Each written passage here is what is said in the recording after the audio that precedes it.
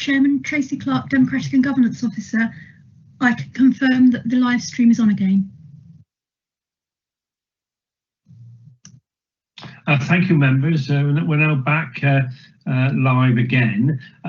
Could I just say, Councillor Monk, did you have a supplementary or a follow-up? I felt as though I sort of cut you off a bit. So, Councillor Monk, is there anything else you'd like to ask? No, I'm okay, thanks, Chair. Thank you very much indeed. And now go to Councillor Atherfold, please. Yes, thank you. Page 125, funding requirements, 2.19. It came up with an original figure of 230, but we're now up to 269.381, and that's a substantial change. And I've been flicking previous to the notes to that, trying to work out why that is, and I'm still not entirely sure I can find it. Could somebody enlighten me? Adam, could you give an update, please? The numbers, if you could repeat those numbers, and I'll try and find the relevant section. Are you looking in the covering report, Councillor? Yeah, on page, well, you haven't got the pages in front of you. The original investment plan was 230, but now the forecast total investment is going to be 269. Yeah. And I'm just trying to work out how we overshot. We haven't overshot. The 230 million was the original capital approval when Treveth was set up a couple of years ago, of which some of the money was spent purchasing the pilot sites, the sites at Bodmin and Torvaden, and some of the schemes that were part of that 230 million have fallen away, are not going to progress. And of that 230 million, there's 169 million that is left over. And the capital request then takes you up to that number. So the additional capital request takes us to that 269 million. Okay.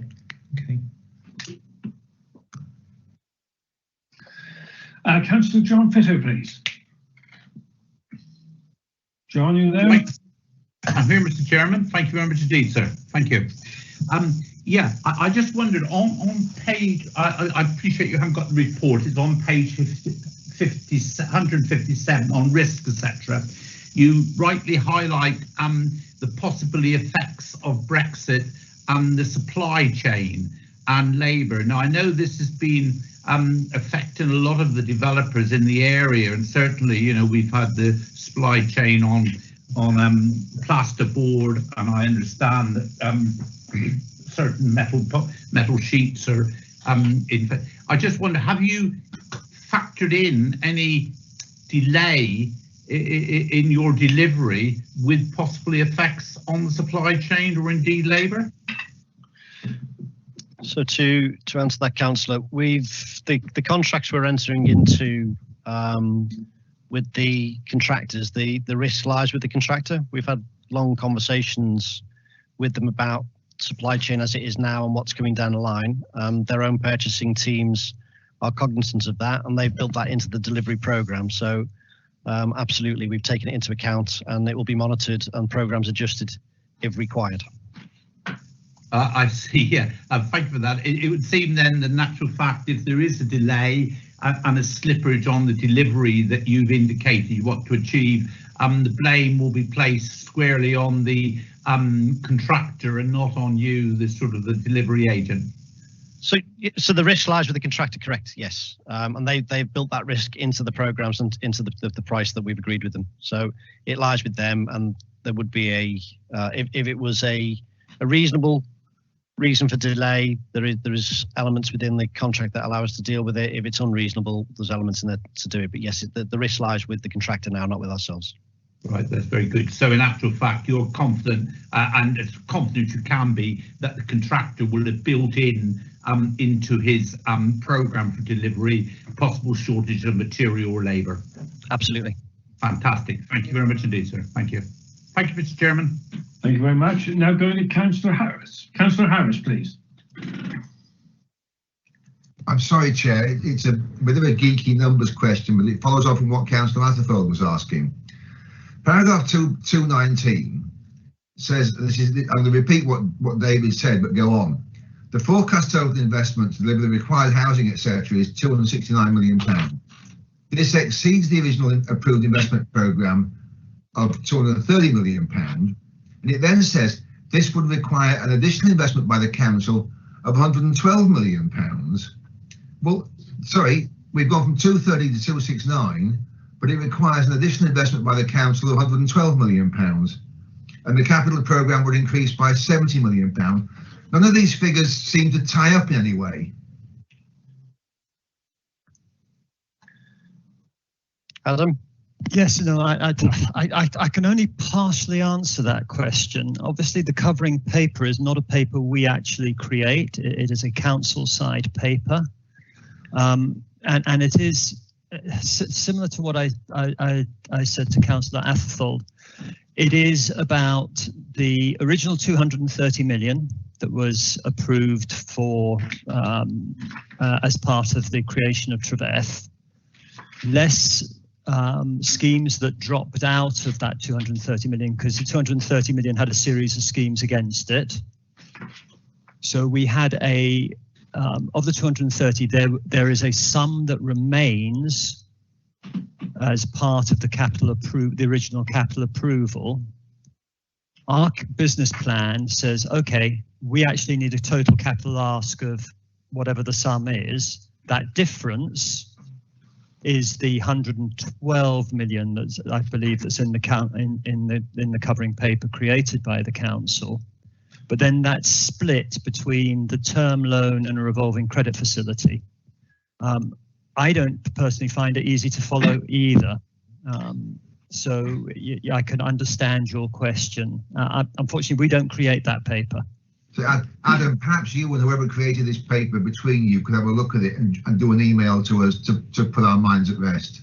Thank you. Yeah, if I could just interject and say, I don't know if there's anyone on the council's team who authored the report who could shed any light on the points that Councillor Harris makes, or otherwise, I think, yes, Tracy Langley, please. Hi, thank you for that question. I think what we'll do, David, if it's okay with you, is we'll take that away and have a look at it and get back to you, because it will just take a little while to just unpick it. Yeah, that's fine. Thank you. Okay, thank you very much for that. Councillor Atherford, please, again. Yes, please. Yes, page 156. I sit on one of the town deal boards, and a third of the way down, Treveth are taking on an advisory role, and I'm not entirely sure that's correct in the case of the town deal board I sit on. Now, whether or not it is for the others, I don't know. Can you just expand on that?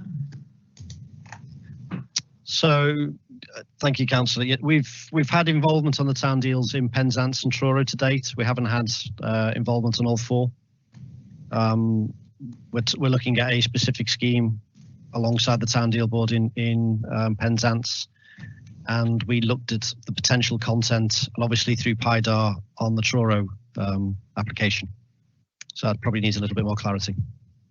Well, that answers my first question, but then I'm asking the question of, have all the applications been dealt with equal-handedly, in as much that you're now lending your support to Truro and Penzance and not the others? Sorry, so what I should be clear about, we haven't been involved in any of the bid process whatsoever. We are looking at schemes in those two towns.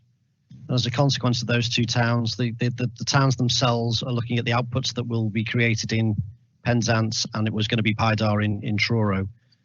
To go into the information is my understanding on the Truro bids, but we've had no involvement at all in any of the bid process or had discussions in any of the board meetings.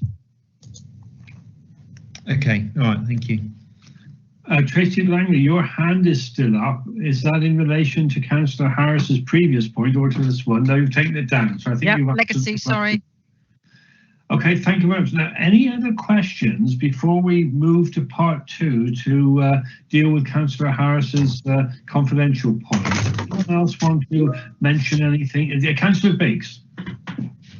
Yeah, thank you, Chairman. I wonder if somebody could lighten my darkness a little, please. Bodmin and Tolvaden are being taken into Treveth, and they were our original pilot schemes. I now see that your design book will be along the nationally described space standards. Now, the Bodmin and Tolvaden ones, I think, were larger than the national standards. So I wonder if what lessons you've learned from Bodmin and Tolvaden, or if any, when you're moving forward with your own design book. Absolutely, yes. And you're absolutely correct, Councillor. The units at Bodmin and Tolvaden were quite considerably more than the nationally described space standards. NDSS are only relevant normally to affordable housing. Private housing doesn't use NDSS, which is why we end up with some very, very small boxes from a lot of the national builders. We've made a commitment that all of our houses, whatever tenure, will be in minimum space standards. The lessons learned from Tolvaden and Bodmin is that you've got to be careful on just how far you go in terms of the size of a unit in relation to the value of a unit. You could end up to a point where it costs more to build than you can actually sell them for. Now, that wasn't the case in Bodmin and Tolvaden, but what we've done is applied where we are a small percentage above NDSS, and that's uniform across all of our sites, so that we are comfortable that everybody benefits from minimum standards, and they are deliverable in financial terms. Could I just follow up that, Chairman, if I may? Yeah, please. That's very helpful. I can see where you're going moving forward with this. I just wonder, in terms of, just coming back to Bodmin and Tolvaden, they were meant to be pilots. You said you have learnt lessons from that, yep. but have you learnt that in any formal sense? So, I mean, has there been a report on the completion of those pilots, which you're aware of? Because it seems to me that if we have a pilot scheme, the very least you do is at the end of the pilot scheme, you actually bring everything together, have a good trains up, understand what went right, what went wrong, and produce a report at the end of it. I've not seen that. Have you? When I first came into the council, there was a local government report produced that scrutinised specifically on the pilots. That was generated in about 2019. Outside of that, Treveth had not been involved in a lessons learned follow-on. I'm not sure if Phil's able to comment on that, but I think there is certainly there's a public-facing document that was done in 2019. Okay. Thank you. Okay, thanks for that. Phil Mason, is there anything you'd like to add to that? No, I don't want to add to that, thank you, Chair, but yes, Tim is right that local partnerships completed that review for the council, and there were a set of recommendations and actions which we have now followed through. So that was done, as Councillor Biggs has suggested, as a formal review of those pilot schemes. So in answer to his question, yes, we did do a formal review and we have got documented actions, and we have taken those actions. Thank you. Thank you. I've probably read it and forgotten it, Chairman. Thank you. Thank you very much. Councillor Eddy, please. Thank you, Chairman. I'm just looking at page 118 and the recommendations on it, and I just don't want us to be surprised when we eventually reach them. We are asked to make a recommendation to council. Presumably that's the council, not in this council coming, but at the next council. Does that present any problems? And could they just walk it through for us? Why the capital programme should be uplifted by 70.559 million? Because then we would understand what we're voting for, Chairman. Thank you. Yes, thank you for that. I don't know who wants to take that, whether or not that's something for Tracy Langley or Tim. I'll let you decide whether or not that's something that the council needs to speak to, that recommendation on the capital programme. So I can certainly talk to the 70.5 that Councillor just mentioned. Basically, as Adam said at the start of the meeting, we put on hold any capital growth in June of last year because of COVID. So the new money is to allow us to carry on. We've been granted the money to date to deliver the legacy schemes and the schemes that people are aware of. The new money is to allow us to continue that growth path, to deliver the numbers of 250 houses a year, to start working in the commercial workspace field. It's new schemes. It's to allow us to continue to progress. That's the money. I don't know if Tracy wants to say anything. Chair, if you'd like me to, if that's Yes, okay. So the reason it gets uplifted on the capital programme is that the capital programme reflects the decisions that are made by council on the capital schemes, and those then become approved schemes. So if the business plan is approved, then it requires then an uplift of the capital programme to reflect that approval. Does that answer your question, Councillor Eddy? It does. Thank you. Thank you very much, Tracy. Thank you, Chair. Thank you very much for that. Now, I don't have any more crosses in the box, so I'm minded now to go into confidential to deal with Councillor Harris's question. So I propose that we now go into part 2. Is there a seconder for that, please? Happy to second. Councillor Harris, so I'm handing over to Democratic Services now. You have a proposal to go into part 2, proposed by myself, seconded by Councillor Harris. Thank you, Chairman. So just to confirm that the proposal is that the press and public be excluded from the meeting on the grounds that there is likely to be a disclosure to the public of exempt information under category 3, information relating to the financial or business affairs of any particular person, including the authority holding that information. So that's proposed by Councillor Buscombe, seconded by Councillor Harris. And so as we go to the vote with committee members, as well as confirming your vote, could you also confirm that there is no one else present who is not entitled to hear or see the proceedings? Councillor Atherfold. Councillor Atherfold for, still home alone. And Councillor Barnes. Yeah, I'm still here and I'm not alone. I don't even have the dog. Councillor Biggs. 4 alone. Councillor Burden. 4 alone. Councillor Buscombe. 4 alone. Councillor Eddy. 4 and alone. Councillor Fitter. 4 alone. I believe Councillor Frost has had to leave the meeting. Councillor Harris. 4 and alone. Councillor Hawkins. 4 alone.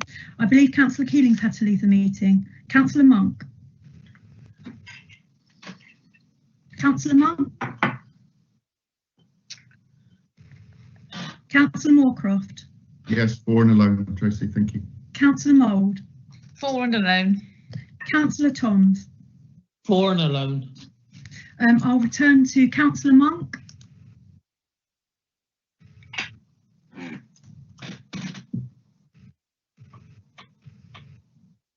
He's on the list of participants, so if we don't get confirmation by the end of the voting, then we'll need to remove him from the meeting. So where are we? I can confirm that it's been carried to move into part 2, and so if I can ask the producer to please arrange for the live stream to be paused, and I will now ask all other members and officers present on the call to confirm that there's nobody else present who's not entitled to hear or see the proceedings. So, Councillor Painter. Councillor Painter. We'll come back to Councillor Painter. Adam Ronaldson. I'm alone, yes. Thank you. And Ben Ron. Yeah, I'm alone. Thank you. And Councillor Kirkham. I'm here and I'm alone. Thank you. And Joe Heather. Just to confirm that I'm alone, I haven't had a response yet with regard to pausing the live stream.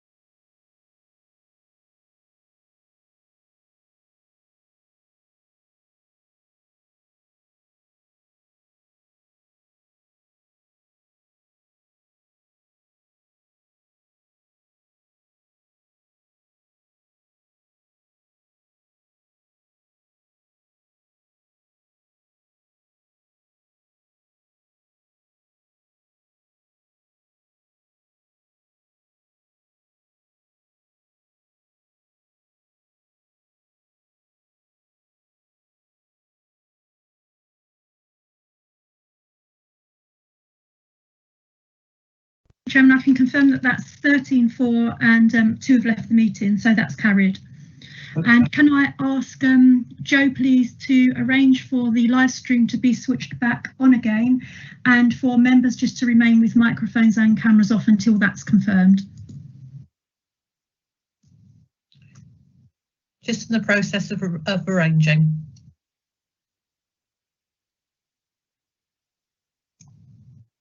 Chairman, I can now confirm that you're live again. Joe Heather, Democratic Services. Thank you very much for that. Now, members, as I said, I'd like now to turn to the recommendations. Now, before I move the recommendations, are there any amendments? Anyone wish to propose an amendment? I think it might be more helpful if we hear about any amendments, and then we can look at everything together in one place. So I won't do anything until I hear if there are any other amendments, because it might be something that I'm very happy to support. So are there any amendments to the recommendations as set out on page 118?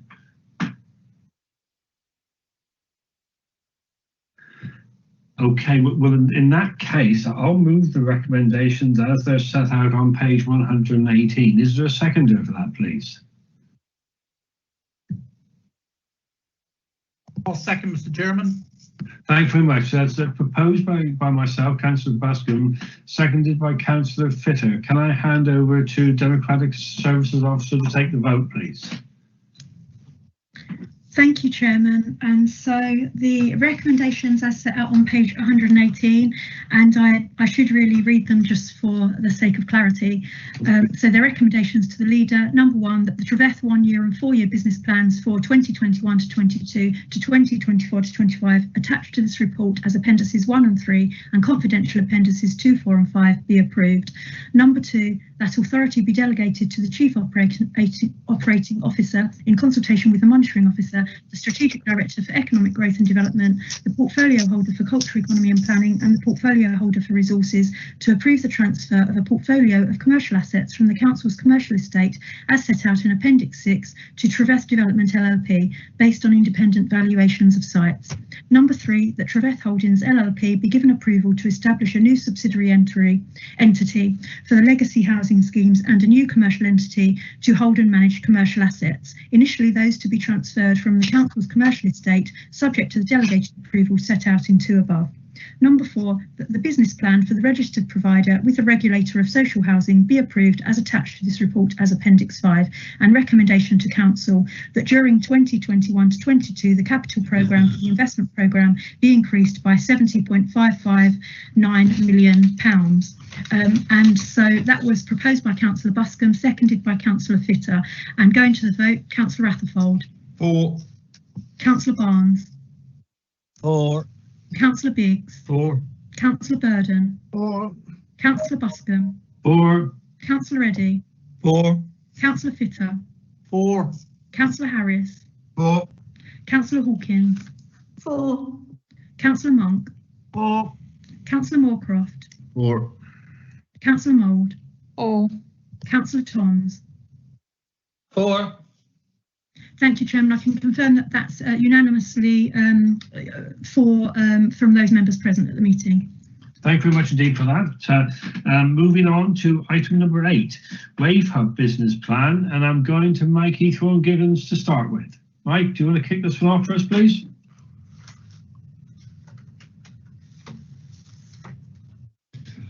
Excuse me. Thank you, Chairman. Yeah, just a couple of points to make, really just to highlight a couple of points. First of all, as you can see from the business plan, it sets out the twofold direction of the company. First, to dispose of the Wave Hub, including its assets, that can lead to accelerate the development of large and very large facilities in the medium and long term, utilising wind rather than wave. As regards to sale, prospects for a successful conclusion by March this year look good. Looking at the bigger picture, it should be noted that the government is supportive of the installation of significant offshore wind capacity. A name change might be appropriate. Is a leader in this field of energy from wind rather than wave. The company's prospects are excellent, though not without risk, set out on page 205 of the members' papers. Secondly, the financial consequences of the approach are set out in papers. In summary, they cover the use of some funding from the Wave Hub Ring Fence Reserve operational matters, investment from the same reserve for new facilities upon sale completion, and a Treasury loan facility to support the future facilities. That's all I'd say by way of introduction, Chairman. I do believe that members of the Wave Hub team are here, and I think we'll probably want to comment further. Yes, can I just, before I bring Steve in, can I just say, Mike, that you're still a little bit crackly. So, you know, when it comes later in the agenda to, you know, questions to portfolio holders, and you might have got some questions to answer, it's been suggested to me that you might want to turn your camera off. That might improve your bandwidth, because you're still a bit crackly. But thank you for that. Now, I'm going to Steve now. Steve's going to say a few words and take questions. Thank you, Chair. I'll start if I may. I'll be quite quick and broadly speaking, run according to the operational business plan review that you've got. For councillors to recall, about this time last year, our business plan for 2020 to 2024 was approved, and that had two key horizons within it. The first was the short term, and in that we had recommended that the Wave Hub project, Offshore project, be sold, as we saw that as the quickest way to both discharge the council's obligations, but also to allow us to actually attract a developer there. And I'm in the process of that sale now. The second, and I will come on and update councillors on that. The second was to develop a more regional focus support in which we would lead the build out of this very exciting sector. So what I'd like to do is just take you through those two areas and give you the progress that we've made in both. We call the first one Horizon 1, which was short term, and we call the second one Horizon 2. Taking the sale itself, there's little that I can say about what's going on within the sale because it's commercial in confidence. But what I think I can say is that so far so good, and that we are hopeful to be able to sign a sales and purchase agreement this month and to conclude the sale next month.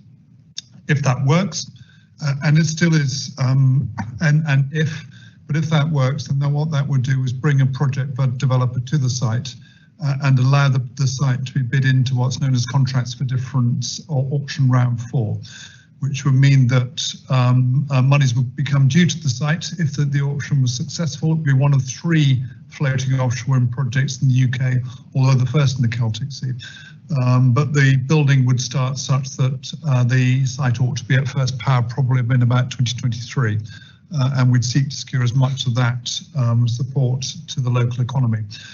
Wave Hub wouldn't stand back completely, or the Wave Hub team wouldn't stand back completely from that particular sale, because we'd be supporting the purchaser through a development services agreement, and that would be based on commercial terms and would allow us to earn a modest profit on the works to support the project developer. The other things that we're involved with are probably just worth the Horizon 2 areas, but I think it's probably just worth focusing on that now. And there are 3 in principle. The first is that we applied for something called the Cornwall Floating Offshore Wind Accelerator, which was a project that we put together some time ago. In fact, it was over 2 years ago, actually, but then novated it to Wave Hub. And that essentially is an ERDF funded project and would allow us to actually develop the key offshore tools to allow us to accelerate floating offshore in the Celtic Sea. I'm pleased to say we've been successful in that bid and that we're close to final contracts. And essentially it will allow us to develop 3 critical tools. The first is tools offshore to allow us to speed up offshore consenting and accelerate the speed with which we develop floating offshore wind in the Celtic Sea. The second is a floating offshore wind simulator, which will allow us to learn in the virtual environment and do stuff in the virtual environment that we would normally have done much more expensively offshore. And the third is to allow us to actually develop what we call low carbon footprint operations, so which is to ensure that when we work offshore, we do it with the minimalist carbon footprint that we can, which will also reduce costs. That's the first project, called the Cornwall Floating Offshore Wind Project. And if all goes well, we will contract that this or early next month and begin work in the after Easter. That project was approved by Cornwall Council. We are the lead partners. The other partners in it are University of Exeter, University of Plymouth, and the Offshore Renewable Energy Catapult. And the match, the 20% match to the £6 million project, was approved by Cornwall Council Cabinet in March of last year. Turning to the next one, which is Pembrokeshire Demonstration Zone. This is a different project. Was a project that Wave had bid for and won about some 3 years ago, but it has taken some time to get the administration sorted out. It's almost wholly funded by the Welsh Government, 2 streams of funding. The first is ERDF funding from Welsh European Funding Agency, and the second is from what's called Swansea Bay City deal. The former, WEFO, has gone well. The latter, we're still hoping to conclude that. But if we're successful, that project would kick off again, probably in April, and we'd start work to take us through to a first phase, end of the first phase in the autumn of this year. It's about a £4 million project, and the key focus is to develop what we call an offshore multi-purpose integrator, which will allow us to integrate a number of different projects from both a demonstration zone, but also offshore. And it would be the first of its kind, probably in the UK, if not in the world. It's a reset of the project that we've done ourselves recently, but very much liked and supported by the Welsh Government. The third of the 3 bids that we've been making is the outcome is not known, and that's for Strength in Places funding for what's called the Southwest Floating Offshore Wind Accelerator.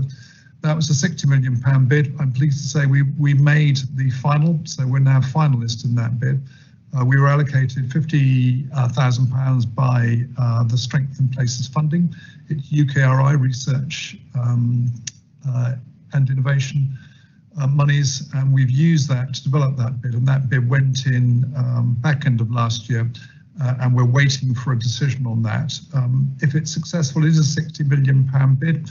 £34 million would be provided by the government. The majority of the rest would come from match funding from private entities. But that would be a huge benefit to the county. It would be the first time the county's won a Strength in Places fund bid, and it would be the first time the offshore wind sector has won a Strength in Places bid. However, we haven't had a decision on that, and we won't get a decision until Easter. So for now, we're keeping our fingers crossed, but working on the others. The one thing I would say as well, turning back to the sale, is that if the sale doesn't proceed, and so far we're hopeful, but we are not over the line, but if the sale doesn't proceed, then we do have the potential and plans to be able to decommission the site, and we would need to make a decision. This is the Hale site. We would need to make a decision on that in the summer of this year to decommission next year for reasons of weather. The last thing that's playing into the mix is G7. It turns out that the Hale site is about 10 miles north of Carbis Bay, and so it's likely that we'll be doing works there, preparatory works there in the summer, which will be coincident with the G7 Leaders Summit, which is from the 11th to the 13th of June. And so I'm hopeful that there will be offshore construction work going on that site, and no doubt that will be of interest to the Cabinet Office and probably number 10, because we're actually showing, I like to think that we're involved in the green transition. What does this all mean in terms of our business plan? In terms of our business plan, I think there are sort of the key elements really are that actually we originally forecast in 2020 that our operating costs for this year ahead will be in the order of 750k. That's significantly down, and as you'll see, we're down to, I think, to about 485k, and I'm hoping that we could be able to bring that down further.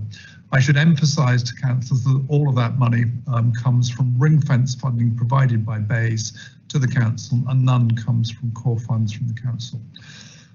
So I think in summary, it's been an extremely difficult year. The team here is about 3.6 people, including me.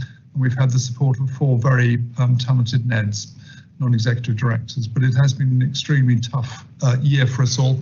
That said, we're on the vigorous, we have secured the Cornwall Floating Offshore Wind Accelerator, and we're on the vigorous strokes of concluding a contract on Pembrokeshire Demonstration Zone and getting the sale of the offshore project over the line.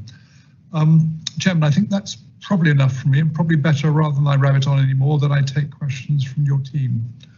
Thank you very much indeed, Steve. That's very helpful. So questions for Steve, please.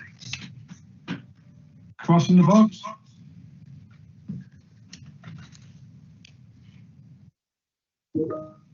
Councillor Burden, please. Councillor Burden, to your head. 2 or 3 questions, Mr. Chairman. One is, how much ring fence money is left? Yeah, I can't give you a precise figure, but there are substantial figures. So I think a lot will depend on the sale. But in terms of the operating costs, we've got the decommissioning costs, and I've got Ian Macaworth is also on the call. But there are substantial funds left, and we know what it was. It was 10 million, but what is it now? That's all, or about. It will be. I'm going to guess because I haven't got the figures in front of me, but it'll be about 7.5k, 7.5 million. It's that sort. Looks like Tracy knows. Yes, Tracy, next one, likeness. Tracy Langley. Hello, councillors. I am just making sure that I get the right figure for you. In the budget report that you saw at our last budget meeting, where you approved all of our budget and reserves, the Wave Hub reserve at the end of this year 21, the end of the financial year 21 has 4.6 million in it, and that is what the public figure says. However, it is contingent on what happens in any sales, and anything that is in that reserve needs to be kept for any decommissioning activities that might happen in the future. Yeah, that is my concern, Mr. Chairman, because you know, the RDA gave us, I think it was the RDA, it gave us, you know, handed over with this money. But, you know, is 4 million enough to decommission it? That was that question. But I'll go on to the next question is, I'm confused. Sale or no sale? But if you have a sale, you still got a commitment. That's what concerns me. And so whatever way you do it, you won't be out of some commitment and some responsibility. Is that true or not? I'm confused about what you mean by commitment, Councillor. Well, you know, it'll be a council thing still, who will have to manage it and pay wages and all the rest. And by what you said is you'll sell it, but then you formed another company. I was looking at 19381. I said that we would provide development services which would be under a commercial agreement and will be self-funding, indeed profit-making, which I think is... it would be a contract, would it? With whoever. Yes, yeah, the council will make a profit from this. Well, yeah, maybe, but well, it's not maybe, Councillor Burden, it will. So when you sell it, you'll sell the cable and the thing out in the sea. Is that right? Yeah, we will. So it's the whole of the Offshore project. Yeah, or the receiving, the power receiver, whatever it is. So all you'll be doing is subcontracting to the new purchaser. For that specific activity, Councillor Burden, yes, and we would not enter into a development service agreement if it wasn't commercially in our interest. So we wouldn't enter into a loss-making. So the council will be up on the deal. So who makes the final decision to do the deal or not? The decision to make for the sale to happen sits with the chief executive at the moment, as delegated from the leader as part of the cabinet decision, as far as I understand. Again, I don't pretend to be an expert at the Cornwall Council processes, but the decision was made to sell, and so the final decision for the sales and purchase agreement. We were under the illusion it would be sold and we would wipe our hands of the whole game. That was all. Yeah, no, I understand. So we got to wait really till after Easter to see if you've done this deal. Yes, you do, and I'd love to be able to talk more about it, but I simply can't for obvious reasons. No. All right, thank you. Can I just say as well, 2.56 million the overall decommissioning cost, Councillor Burden, as well. Oh, so yeah. we know that's useful. Yes. Yeah. No, and so therefore you've got to keep that money in your back pocket. Yeah. Although if the sale is successful, then that obligation is taken on by the purchaser. Fine, lovely, thank you. Thank you very much for that. Now going to Councillor Harris. I think you may just have answered one of my questions with your last comment. Just to be clear, if we sell Wave Hub Limited, the buyer will take on the entire decommissioning cost. Yeah. And presumably we will make very sure there are no warranties and indemnities from Cornwall Council to any buyer in respect of the state of the assets. Yes, there will be warranties and indemnities, but they're not in respect of the state of the assets. They're actually for grant funding agreements. So, for example, the export, the inter-array cables, which, if you like, are the smaller cables out at the other end of the hub, were purchased under an ERDF grant. So, Cornwall Council will retain responsibility for clawback liabilities and holds monies on the balance sheet for that. But in terms of the state of the cable, no, it's the buyers once the thing has been sold. So all of any liabilities or any warranties that we offer, and there are warranties in both directions, any warranties that we offer are simply on historic issues. And you've actually led me on to a follow-on question, which is what are the potential ERDF clawback liabilities? The maximum ERDF clawback liability now is 1.8 million of a 2.3 million grant. Right, can I just go on? Paragraph 2.13 of the papers talks about an ERDF bid. Is that the one that you now said was now successful? Yeah, that's a priority access for Cornwall Floating Offshore Wind Accelerator bid. That's the £6 million one? Yes, it is. And that's now confirmed as being approved? It is. It was approved at the ITI board, and we're now actually, it's not contracted yet, but we've had the offer letter, and it's a case simply of us making sure the partners are happy, the heads of terms are signed, and that we can then sign. Okay, just going on, the recommendation 3, that investment be made of up to £4 million of match funding for the floating offshore wind accelerating and strengthening places project. Which of the projects is that? I'm confused because you mentioned 3 new projects and I'm not quite sure which one this goes into. It's the first one. So it's the one that you've just discussed is also the one where the match funding is associated with Councillor Harris. So so the 4 million gets added to the 6 million for that project?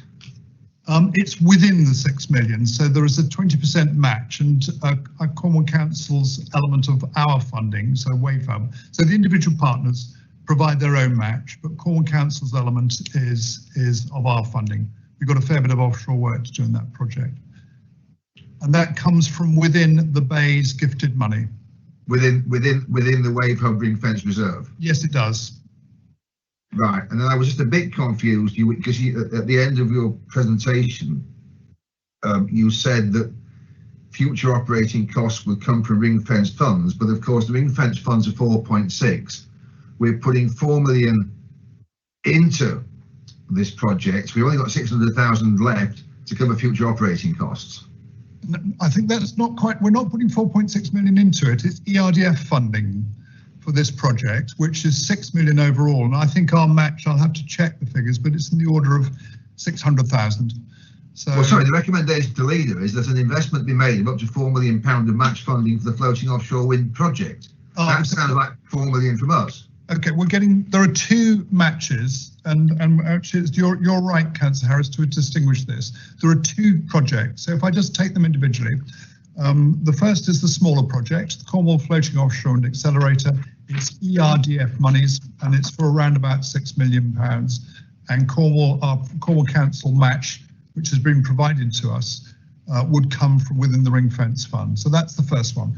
The second one, which is the strength in places bid, which is a later bid, and we do not know the answer to that. But that match would be required if we get a decision after Easter, which is successful. What we assume is that, or what we would assume, and we would is that if the sale is successful, then there will be sufficient monies for us to fund that from within the ring fence. But hang on. Okay, so recommendation 3 looks to me to be wrong because it's 2 separate projects. Yeah, I haven't got the recommendations in front of me, I'm afraid. Well, maybe the author of the recommendations can comment, but that doesn't. But what you're saying, there are two separate pieces of funding you're talking about money for. Recommendation 3 just talks about £4 million for one project. So it doesn't sound right to me. Yeah, it doesn't sound right. I haven't got it in front of me, but I said, gentlemen, could I bring in Ian Buckleworth at the moment? He's got his hand up. He might be able to clarify. I'm happy to try. Thank you, Chair. So recommendation 3, as Steve has outlined, relates to the strength in places bid in the event that the sale is successful. The other project, this is the Cornwall project, the European funded project. The decision to put match funding in that project, 600,000, was taken in December by Cabinet. So that is not the match funding decision related to that project is not covered in this report because that's already happened. Councillor Harris, are you clear on that? As mud.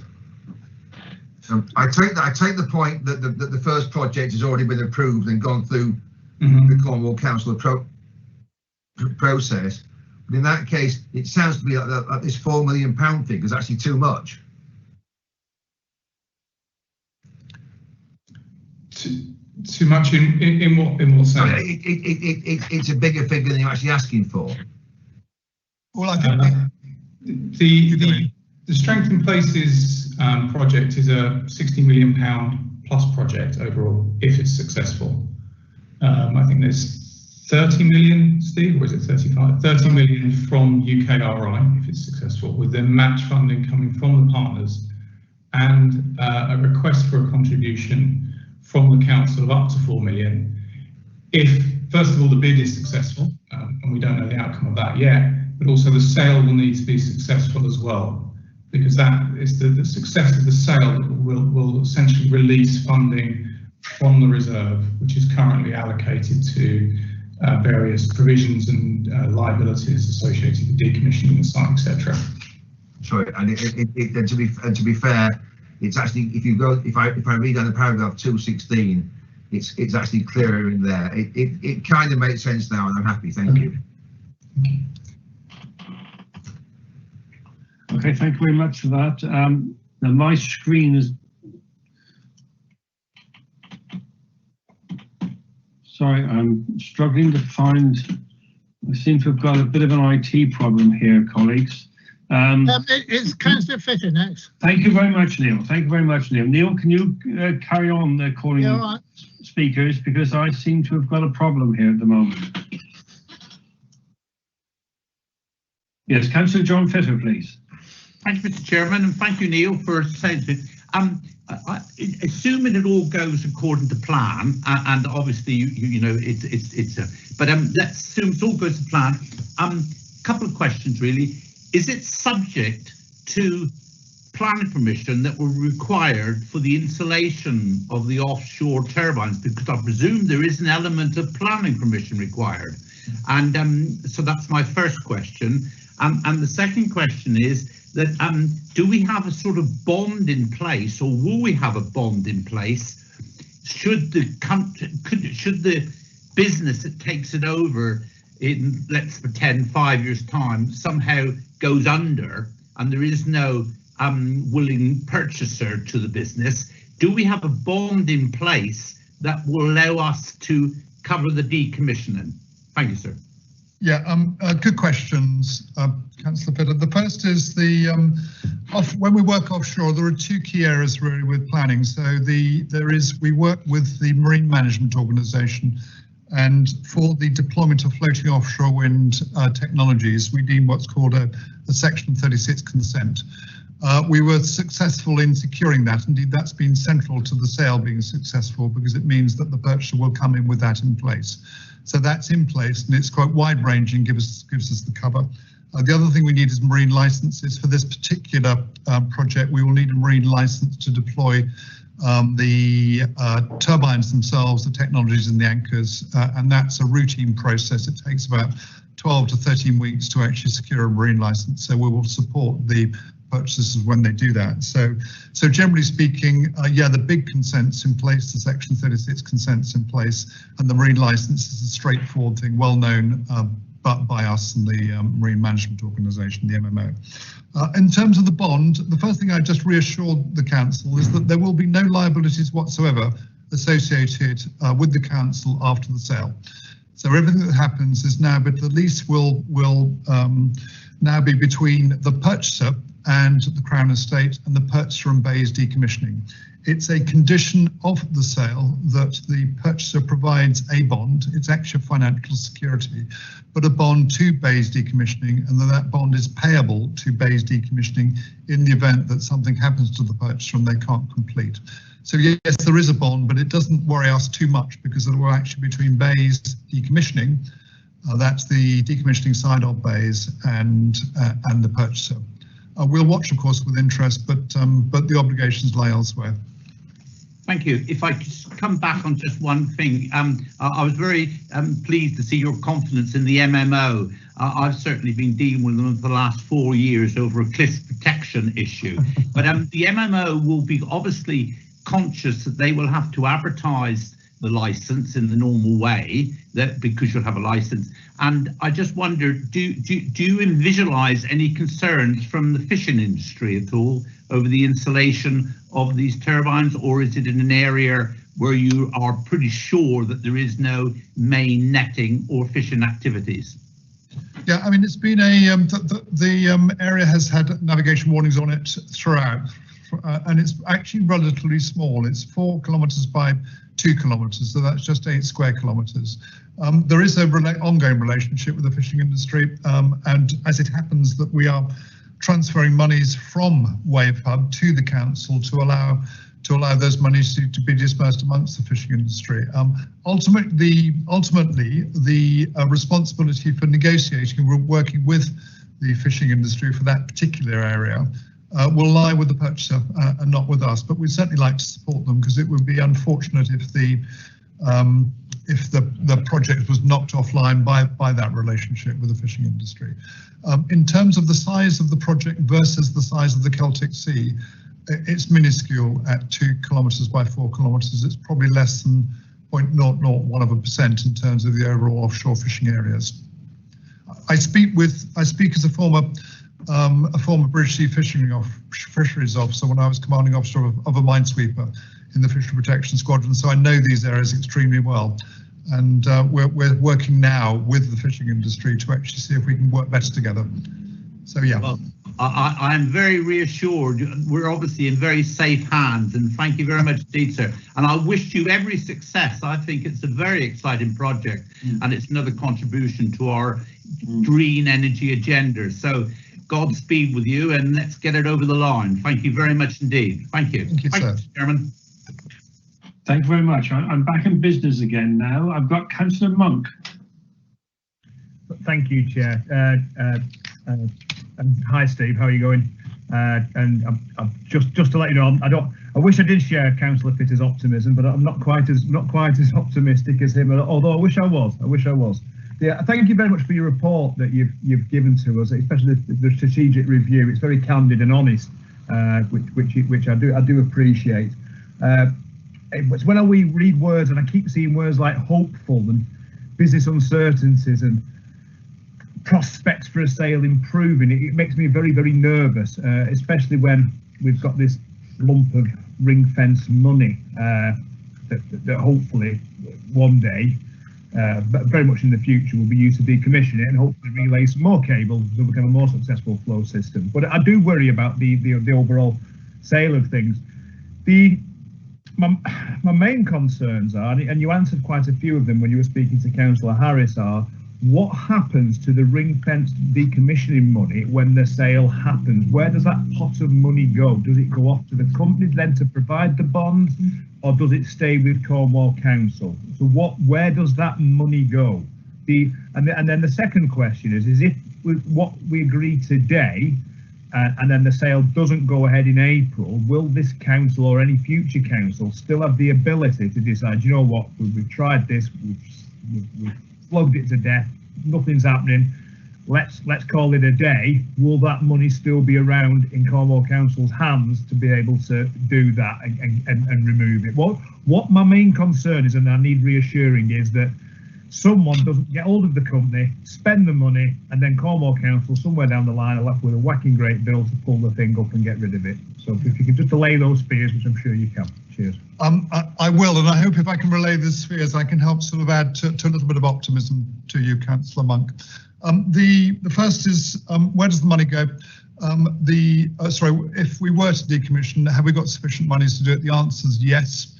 We would need to take a decision, and we've probably got operating costs for the company for about 3 years, but we would need to take a decision for other reasons, which are weather reasons, in this summer to decommission. So we're in the situation that if the sale doesn't get through, then we're in a position that we can take a decision to decommission the site, and that would be complete by the end of next year, and that the monies are comfortably adequate enough to do that. There's about 5 million in the pot, but we know that the decommissioning operation itself is about 2.56 million, and that 2.56 million I think is a conservative figure. As an offshore person, I think I could probably do it for less. But anyway, let's count on 2.56 million. And the decision really to take it, that we would need to take a decision by June, July of this year to decommission, which is well after we'll know about the sale. In the event we do decommission, as I say, we can do it and it will be complete. And I think we should, frankly, if we can't sell it. So we'd decommission it and we'd actually have everything out of the water and cleaned and dusted up one way or another by the end of next year. In terms of the monies, then in the event that we do sell, they stay with us. So everything stays with the council. Those rig funds monies stay with us. The cabinet, as I recall, said that were the sale to be successful, then the monies would be reinvested in renewable energy. And I'm strongly supportive of that. The monies were given to us by BEIS for the purposes of the site and for the purposes of investing in renewable energy. And I would particularly make the point for offshore renewable energy, which has a huge growth potential in this county for reasons of the fact we've got lots and lots of coastline, a lot of the Celtic Sea. So if we were to be in the position where the sale was successful on the first hand, and we were successful in the strengthened places, then the investment of 4 million of those released ring fence monies would leverage a £60 million overall project for the county in the strengthened places bid. Have I answered your question, Councillor Monk? I may not have made you more optimistic, but hopefully you're better informed. I'm still not. Because I hope it moves. I hope it goes in the direction that you want. I've got my I do have my concerns, but I'm less cautious and I'm less worried now about where the money's going to end up, and the council's not going to end up with a whacking great bill. So I'm happy. Thanks. Okay, thank you very much. Back to Councillor Burden, please. Yes, sorry to come back, but Councillor Monk has stirred me up. I'm in his camp, really. Can I ask, Steve, recommendation 3, as an investment be made of 4 million of match funding to the floating offshore accelerator strength. But if it's sold, surely the person's going to buy it for nothing, aren't they? You're going to hand them the 4 million and say, get on with it. Yeah, the two separate things, Councillor Burden. So what the one is the offshore project, and that's the site off Hell, to which we will sell. And the other is a much larger project, which is a county-wide project, and East Devon, and it's about investing under the Strengthened Places fund, which is a levelling up sort of fund. It's about investing in the region to allow us to actually make sure the region is a leader in floating offshore wind in the UK and in the world. So they're very separate projects. That money will come from the council taxpayer, will it? No, that would come from the released ring fence money, so it would not come from central funding. No, fine. All right, thank you. Thank you very much. Councillor Barnes, please. Yes. Thank you, Chairman. I'd like to ask 2 questions. How much electricity has been generated by the Wave Hub so far? And if it's sold, what's the likely generation in the next 3 years? Yeah, well, I think you know the answer to the first question, Councillor Barnes. I'm guessing that the site has generated no energy so far. We can go back into the history of that if you like, but wave energy, I've been involved in wave energy floating offshore wind energy, tidal stream energy, and tidal range energy. I know all very well.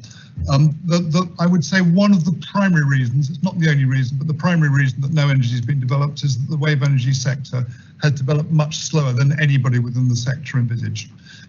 That's not the case with floating offshore wind, which is going extremely quickly. I've never seen anything like it in a decade of working in the sector. And to give you a sense of that, at the moment we have Total, the big French multinational, investing in the Celtic Sea in the first project.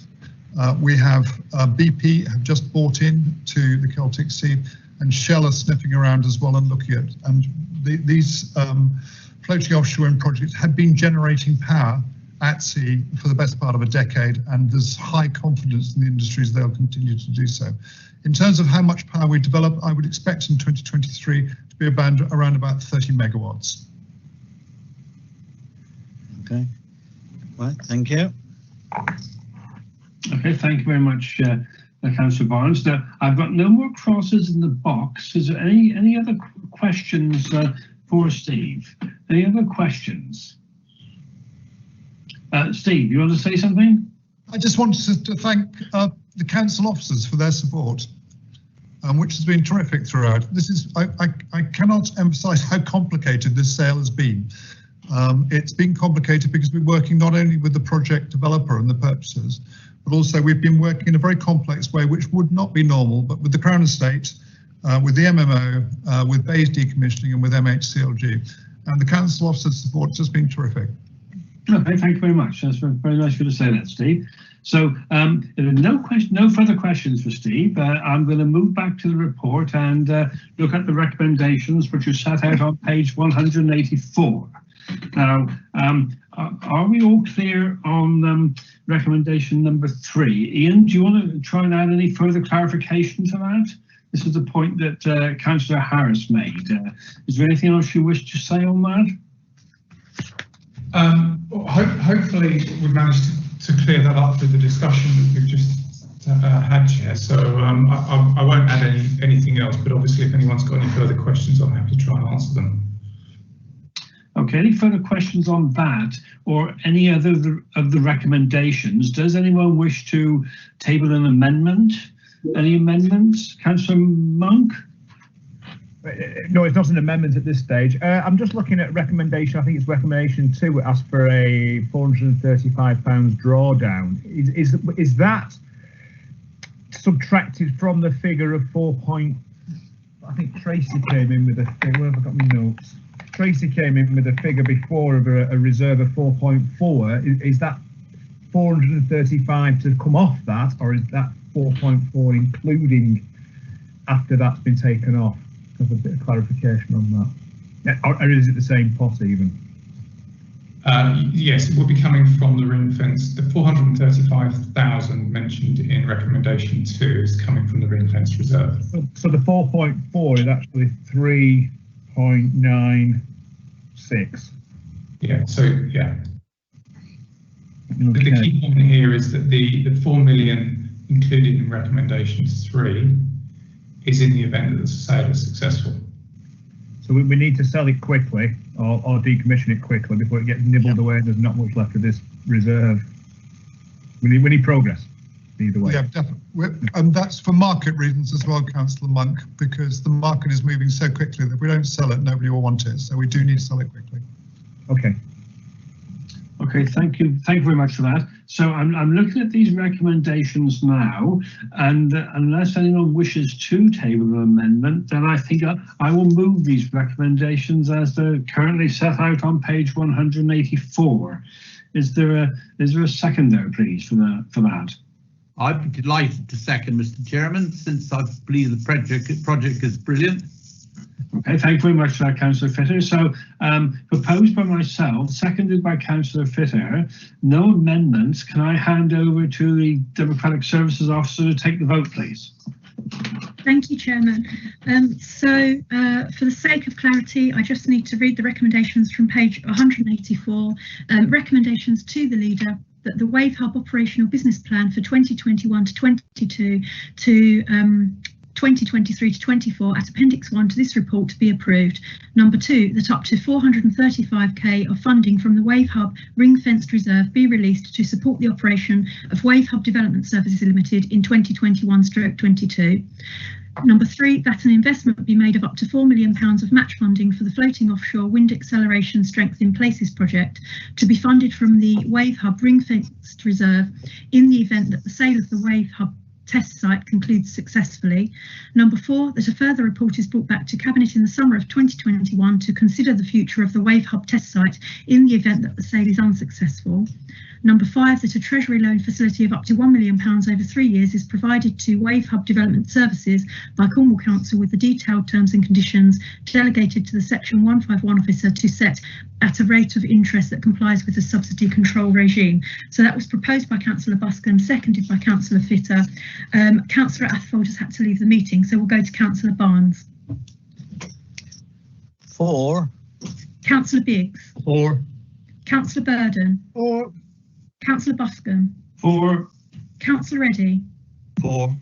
Councillor Fitter. 4. Councillor Harris. 4. Councillor Hawkins. 4. Councillor Monk. 4. Councillor Moorcroft.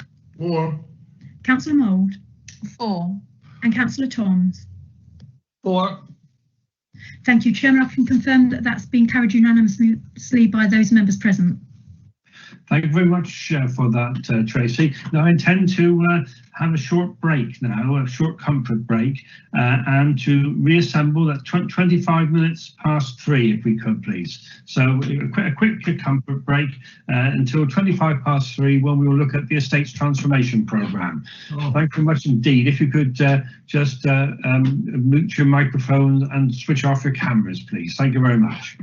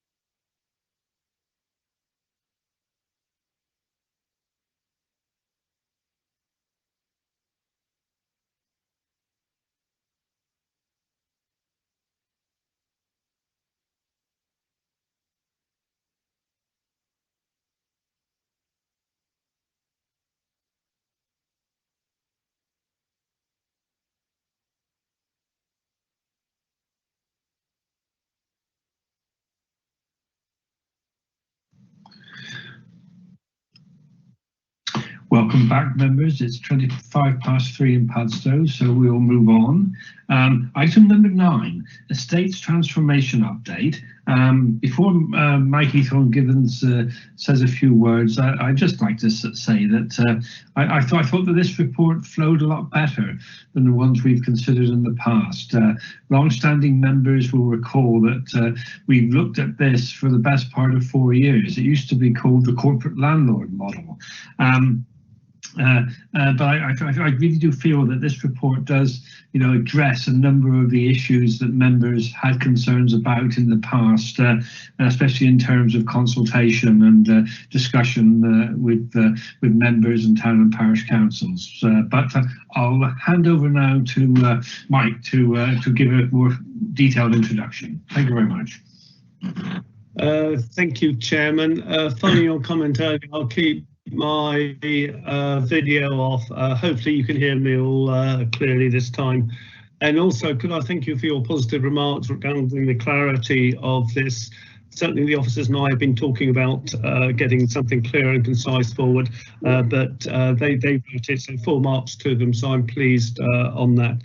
I'm just going to make 4 points really. Firstly, just to set out the context.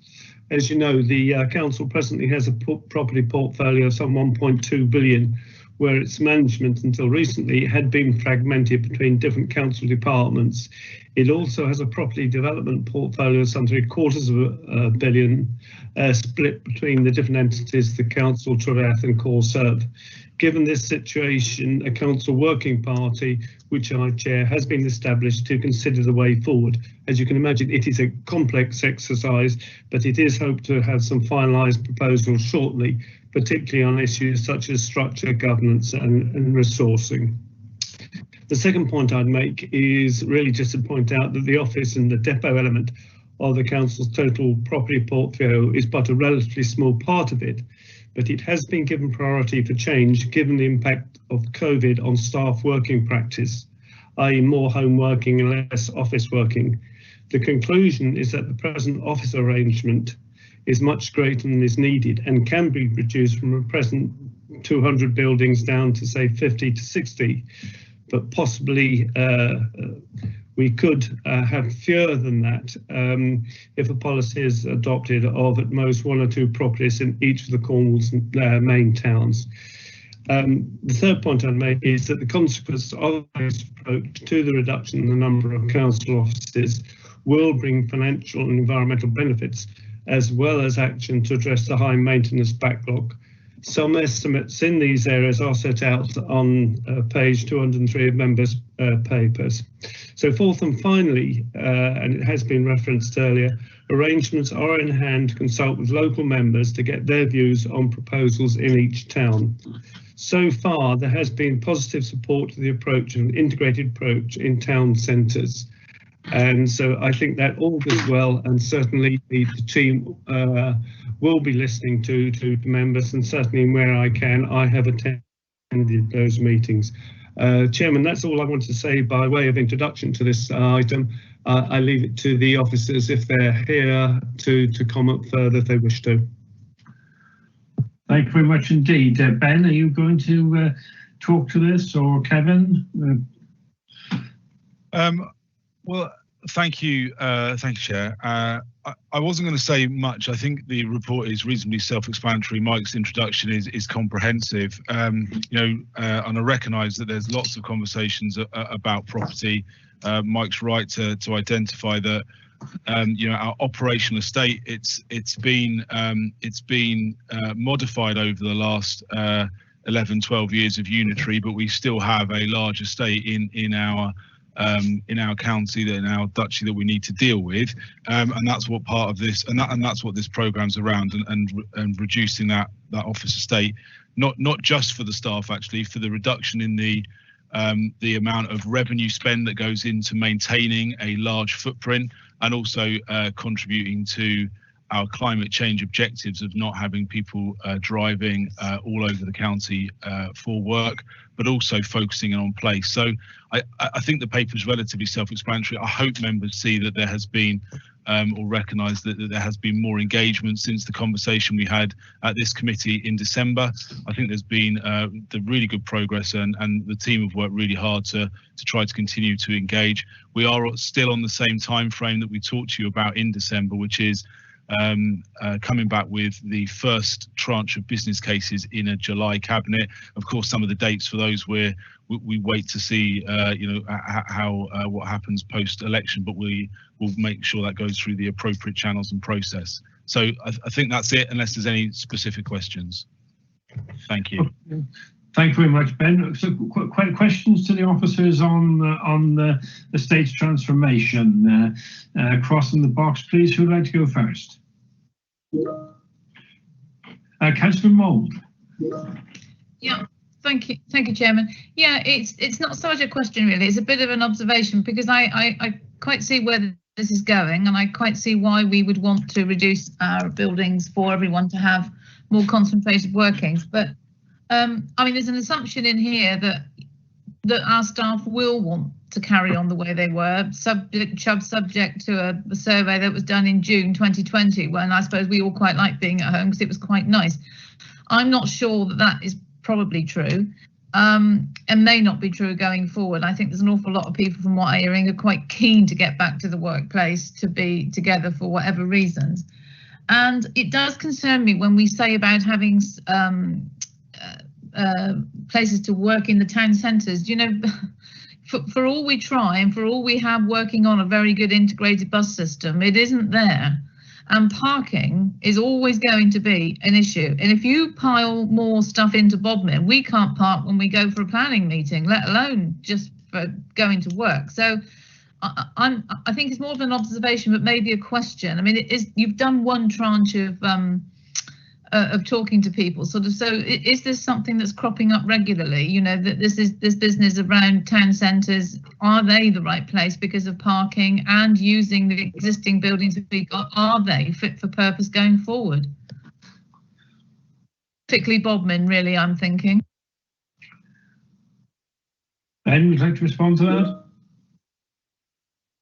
Yeah, I will, but I'd also, if Kevin and I think Graham's also on the line, if they want to come back specifically. So, Councillor Mould, I'm going to pick up the 2 points there. So, in terms of the staff working, I think it's,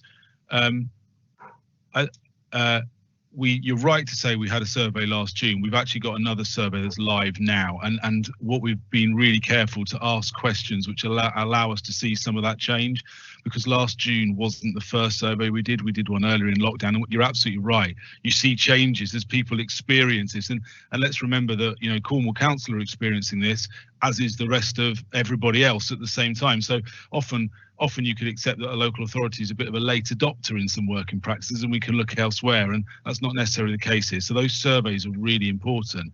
And I think I haven't met anyone who says they're not looking to get back to the office. Most people are looking to come back to the office for something, but they recognise it may be different to what they may have come into an office for before.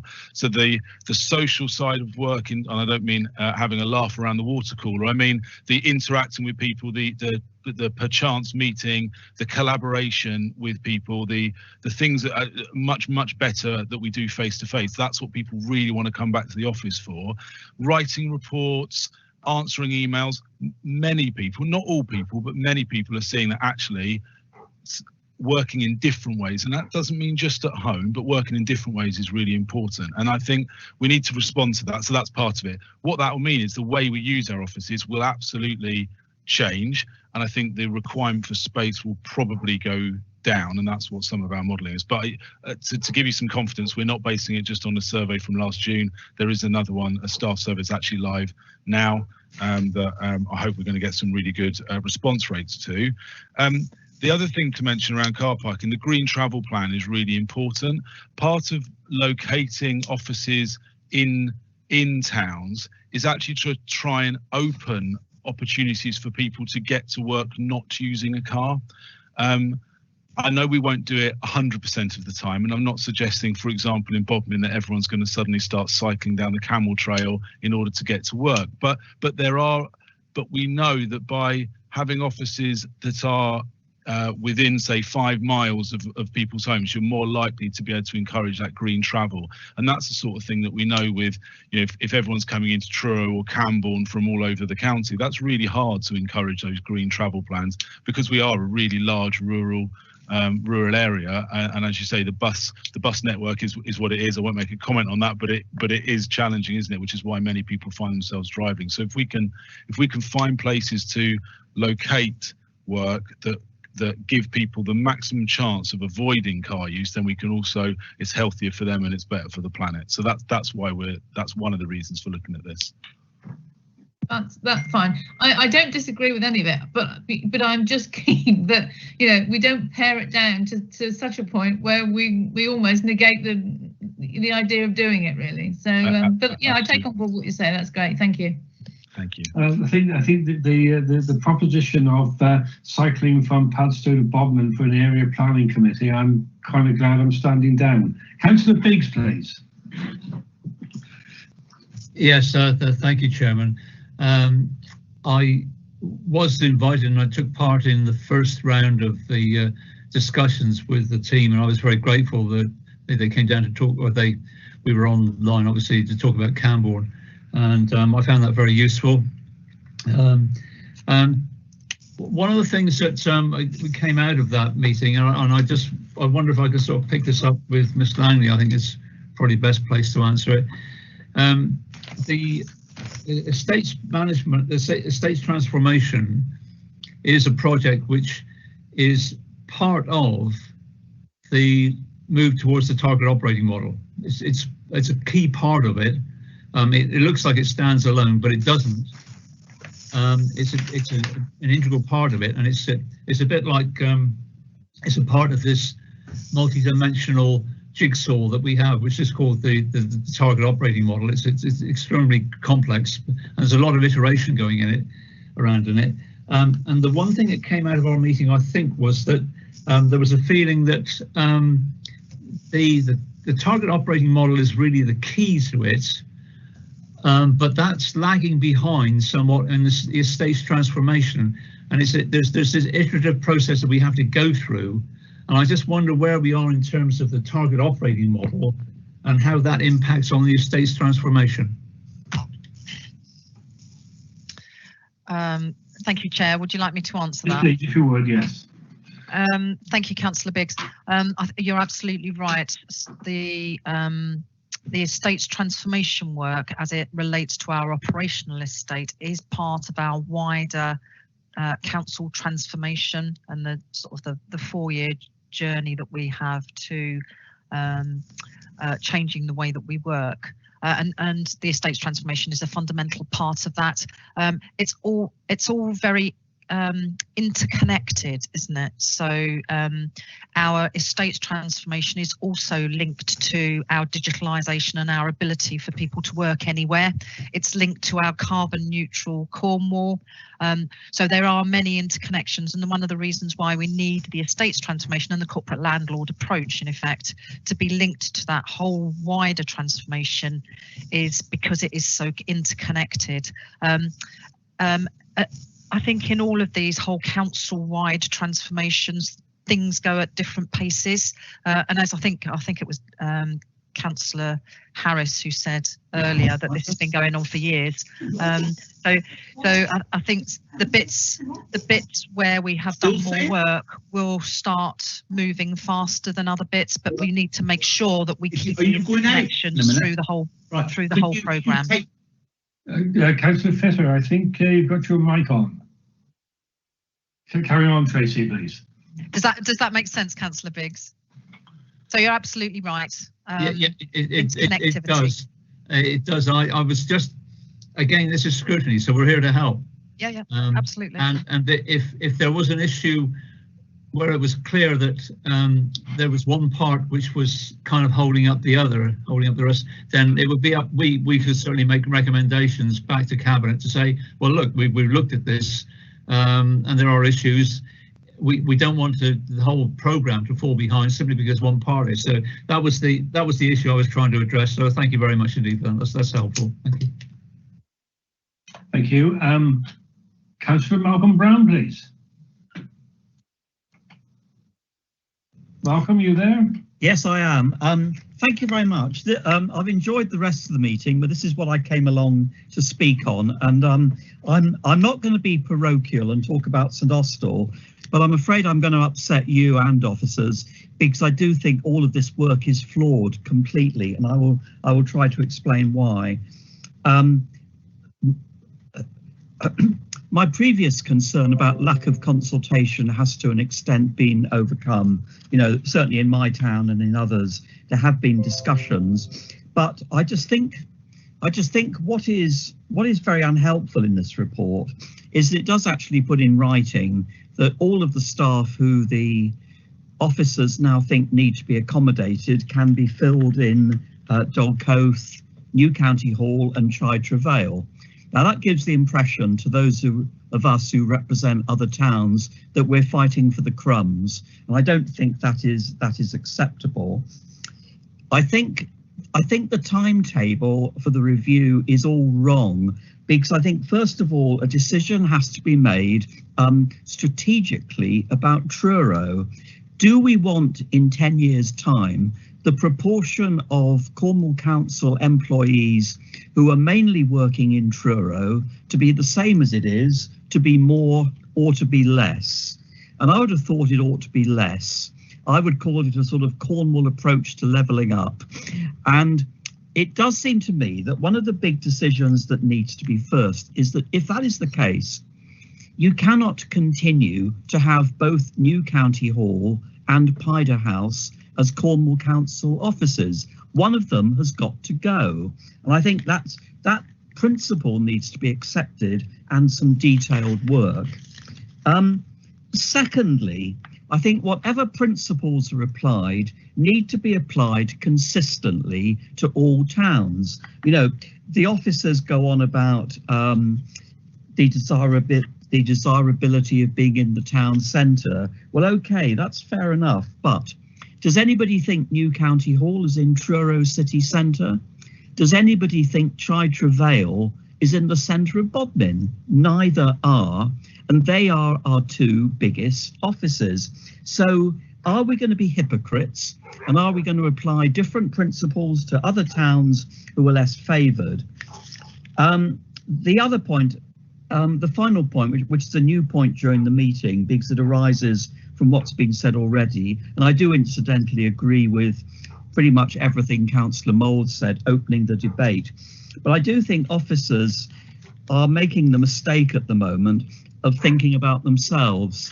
They are younger than most of the councillors, but far more importantly, they are younger than most of our residents who want to use council offices. And, you know, the arguments about town centre parking are very valid and have to be taken into account. The final thing I would like to say, Chairman, apart from thanking you for your work, but I remember when I got elected 8 years ago, we very early on, the St Austell members turned up and we had a talk from a senior officer who is still a senior officer with Cornwall Council, and you may be able to guess who it is, but basically he told us how rotten the last council was because they turned down a planning application for a supermarket in St Austell, and he hoped that we would be a lot more sensible. Now, the reason I'm saying that is that I think it's really important if, say, hypothetically, there are a load of new councillors elected in May, I hope officers will not try and push something through without them understanding what they're being expected to comment on. Sorry, I know this sounds a bit hostile and I do appreciate the difficulty of the task, but I've learned over the years that you've got to make your points fairly clearly to be listened to. So I hope they'll be taken in the spirit in which they're intended. Okay, thank you for that, Malcolm. Ben, would you like to respond to that? I would. Thank you very much, Chair. So, Councillor Brown, I think you're responding to, or particularly pulling out a part of the paper where we've tried to articulate some of the mapping and the understanding, the analysis of how much space we might need. But just for absolute clarity, while in the paper it says that those staff would be able to be accommodated in the 3 largest buildings, that would be severely detrimental to the other drivers of the programme. And then it then goes on in the report to detail the bullet point, the why that would be detrimental. So I don't think it, just for clarity, I don't think it's fair to say that it's therefore crumbs from the table. I think we have some fixed points in our estate, some fixed points which are challenging. On the Truro issue around the 2 offices, I think those are views that we'd absolutely be feeding into a proper business case process. I think your ask is that those decisions are made at the front of the process. We have a process that we've set out, which is business cases by tranches, and we absolutely have the ability to feed those in then. Will there be less people working in Truro in 10 years' time? Absolutely, I would imagine so. But what I wouldn't want is people who might live in Truro to be travelling outside of Truro to an office. We need to encourage that local element. And then perhaps the last thing I think I'd comment, and your comments are helpful in that this is about that engagement, and the engagement creates these conversations. We've got a significant portion of our community and actually the work of the council trying to understand how post-COVID and the economic challenges of that, how we can support our high streets and our towns to be more viable. So it's not about putting things in somewhere that's inaccessible, but it is about balancing those things up. And I don't think that it's wedded to high streets, but if we can support our high streets through this process, that's something that we'd be looking to do. But again, that's part of the engagement and consultation around those business cases. So I hope that answers some of your questions. I'm sure it doesn't maybe answer all of them to your satisfaction, but that's the process we have at the moment, and I hope it's clear enough. Thank you. Malcolm, would you like to come back on any of that? No, I'm not on the committee. I'm happy to have made the points. Okay, thank you very much indeed. Moving on to Councillor Bowden. Yes, thank you, Mr. Chairman. I've been reading page 228, and I do urge that you must look at car parking. It says that on adult care that many of the people who will use the buildings, the new buildings in Narnton, Penzance and Newquay, have limited mobility and physical complexities.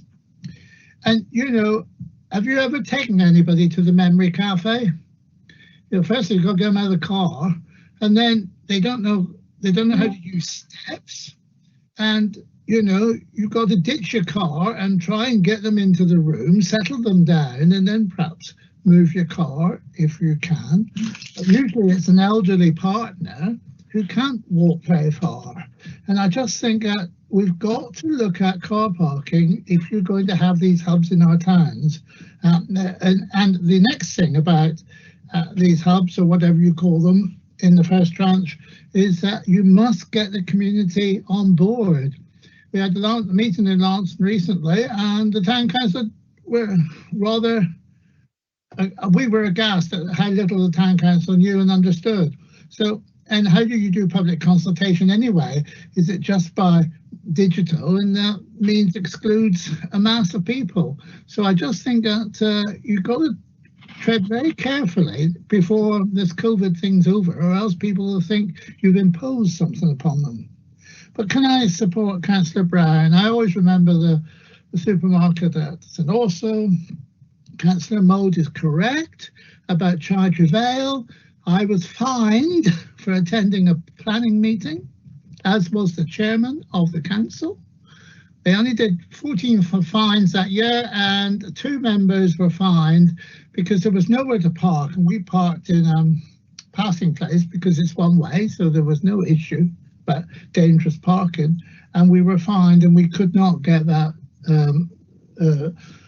resolved, and we had to pay our £60 or whatever it was. And that, you know,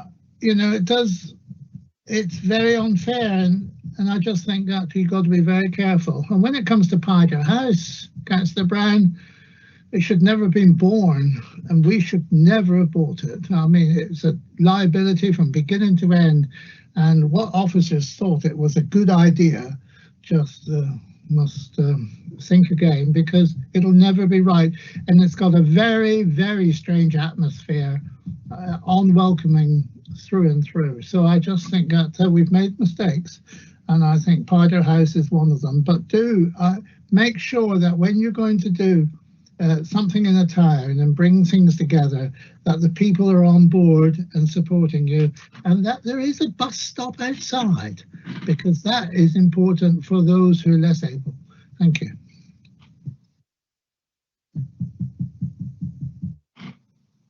Okay, if you want to respond to any of that. So, Councillor Burden, thanks for your comments. I do agree. You can never really do enough engagement, and we need to do more of that. And the parking issues, they are coming up through engagement, and we need to make sure we're listening to that. I'd expect us to have, as you would expect us to have, full comprehensive impact assessments to make sure that we're understanding, that we're not making changes without understanding the impacts of those changes, and therefore being able to mitigate them. So thank you for the comments, and we'll continue to try and do that.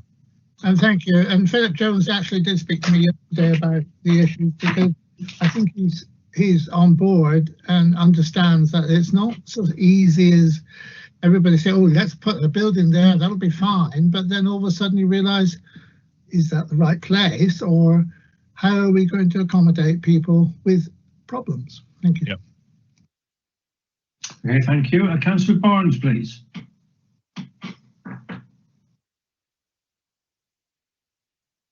Councillor Barnes? Yeah, thank you, Chairman. Yeah, I think this is all right as a guidance, rather than it shouldn't just be took as tablets of stone. I think particularly when it comes to cars, I've heard that some people want to restrict the amount of parking in Truro.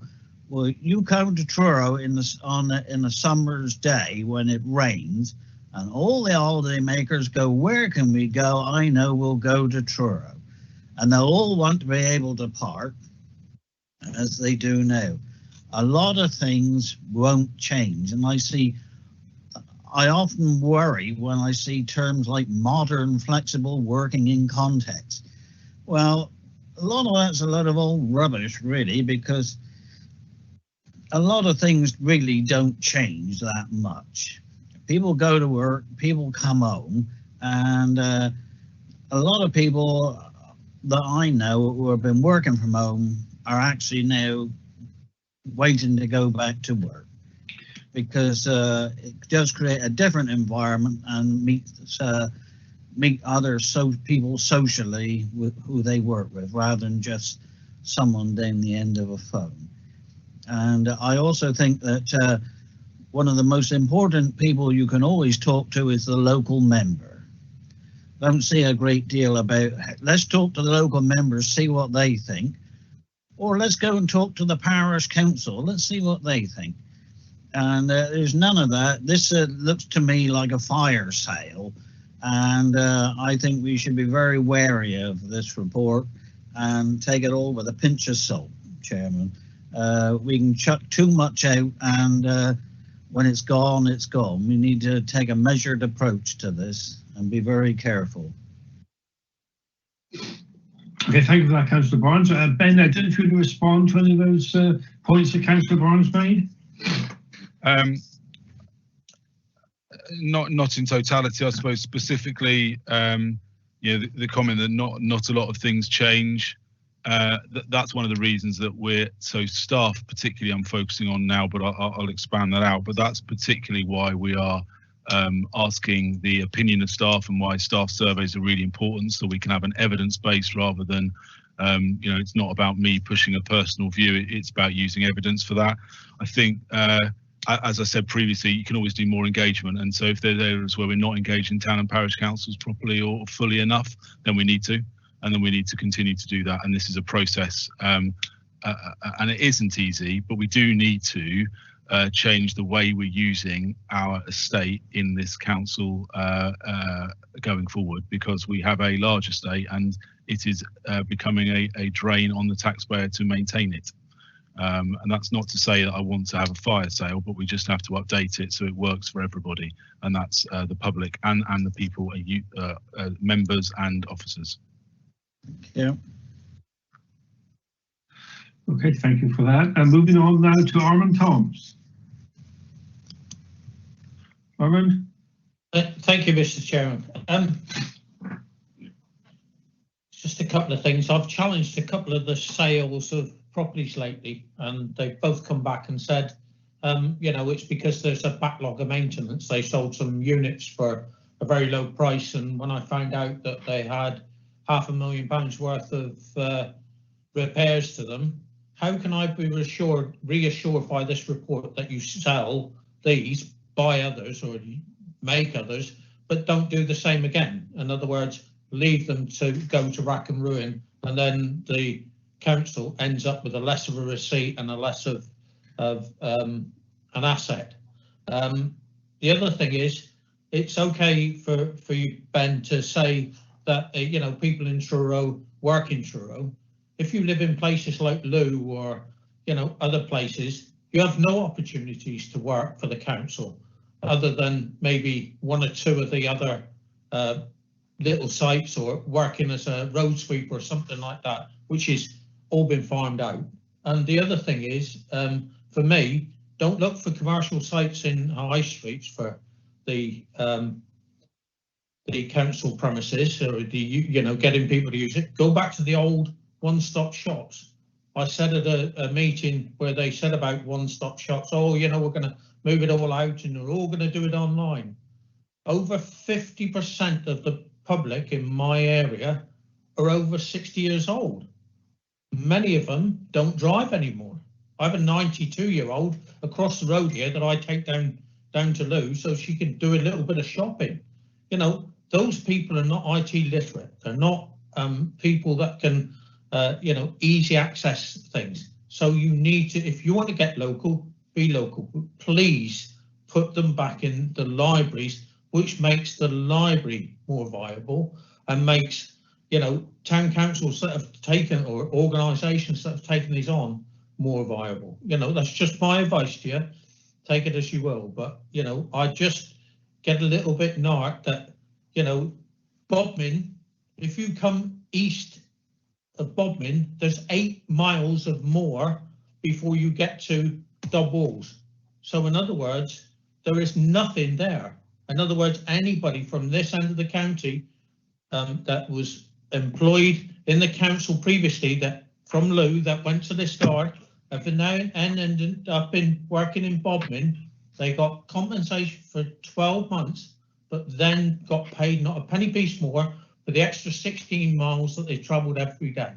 And that is a number of people. And our mayor at the moment, at the present time, works in Bodmin and has to travel that extra 16 miles a day at his own cost.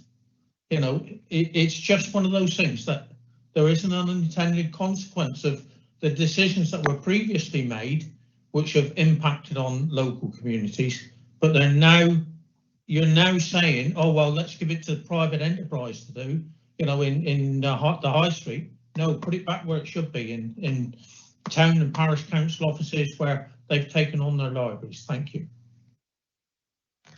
Okay, thank you for that. Now going to Councillor John Fitter. Oh, but sorry, Ben, did you want to come back on anything? No, I won't delay. I just wanted to thank Councillor Toms for his comments. I just wanted to say one thing. So we are having conversations with colleagues in Lou and Town Council in Lou around different ways potentially of thinking about how we can support more people work from Lou, maybe not having to travel out of Lou if they live in Lou, but that's part of the, you know, that's part of the local engagement and consultation, and I just wanted to share that really. Okay, thank you very much. John Fitter. Thank you, Mr. Chairman. As I listen to this debate, you know, my mind goes back really to when we sort of, in my mind, when we downsized from the urban district councils to the borough councils, and there was then the process of, you know, closing estates, and then we went from the boroughs to the unitary authority, and immediately there was more closing down. This is a process, and I think we have to accept that there is a process, and we can all talk locally about how we want things for our own locality, but it has to be a Cornwall-wide process, and we have to downsize government, and by government I mean Cornwall Council. We have to move it, and that sending out this rationalisation will send out a message to the ratepayers, in actual fact, that Cornwall Council is serious about downsizing and addressing its costs, etc. And you can't do it without making some people uncomfortable, with making some people afraid, and making some people perhaps wish that they hadn't worked for the authority or joined the authority or even wanted to know about the authority. But I think that this has now gone through the process, and I've read the report, and okay, we can all pick holes in it, but I think we have to get on with it and get it done. You know, you're not going to make these decisions without breaking a few eggs. And we've got to sort of hold our nerves and get on, because no one will thank us unless we address this problem. At the moment, the authority is still bloated with places, and we need to get on and start rationalisation down, as they said in the paperwork. So, you know, I think the officers, and with the help of your committee, sir, under your good leadership for the last 4 years, have come and rationalised it now down to the stage that they've now got the solution that we feel is in the best interest of people of Cornwall. So I sincerely hope that we can now get on with it and indirectly save some money, because that's what it's all about. We need to save money and we need to cut costs, and heating and servicing inefficient buildings is not the way to go forward. So I should totally support this. Thank you, Mr. Chairman, very much indeed, sir. Thank you very much. Now that is the end of the list of speakers. Is there anyone else that would like to speak on this subject? If not, then I will go to the recommendation. Any other speakers, please? No, right, then I turn to the recommendation. Mike, do you want to sum up? Well, I'm wondering whether I might just sum up. As the papers say, you know, we currently have something like 200 buildings around the place of various shapes and sizes. Some are cramped, some are inefficient, etc., etc. Clearly, in this day and age, we don't need that number. We can possibly, in different towns, go down to 1 or 2. Sometimes that isn't possible to use one existing property, and we'll have to find a new one elsewhere. But the principle has got to be right, I think, to make better use of what we've got. As Councillor Fitter says, and I'm not sure he's going to support me, but I support him on this one, that we do want to make the use of our property more efficient. We can make it more effective in terms of the environmental cost of it. And clearly the backlog maintenance on some of our properties is high, so the avoidance of that is a good thing. So clearly the overall direction, I believe, is right, but it is important to consult with members locally, and certainly so far there has been a positive response to that, and members do welcome that. As you can see from the papers, it is planned for this to take place over about 4 years or so. You could argue it should be sooner than that, but I know the officers do want to listen quite constructively to what members have got to say. So I think that's right. So the purpose of this paper today was just really to give members an update on where we've got to so far. That's all I wanted to say, Chairman. Thank you very much indeed, Mike. So I'll move to the recommendation now, which is a pretty sort of innocuous sort of recommendation. Unless anyone's going to suggest any changes, I'm happy to propose that recommendation. Is there a second? Happy to second it, Chairman. Dave Biggs. Thank you, Councillor Biggs. So recommendation proposed by myself, seconded by Councillor Biggs. Can I hand over to Democratic Services to take the vote, please? Thank you, Chairman.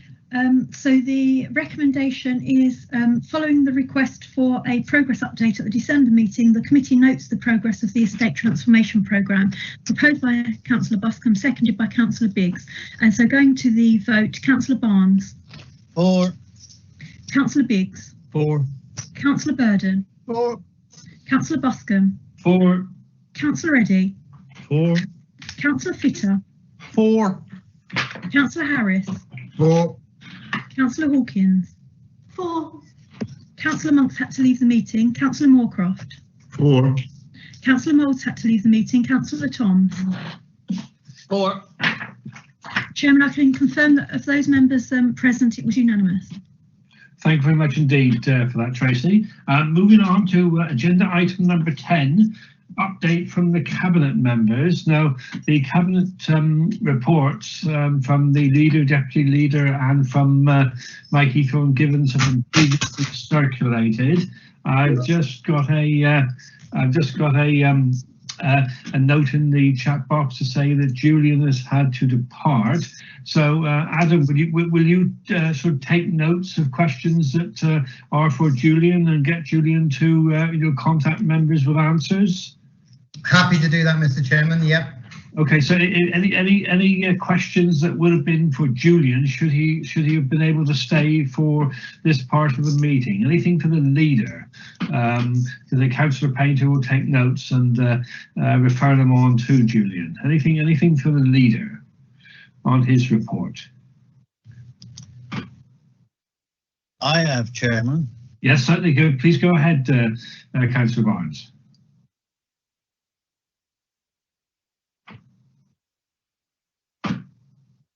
Go ahead, Steve. You're right. Councillor Barnes, you have the floor. It's on mute, Chairman. Yeah, I know it is. I'm trying to get it off. Somebody's muted me. No, you're okay now.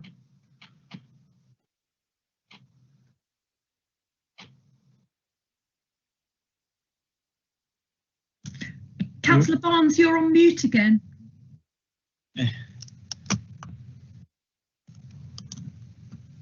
That's it.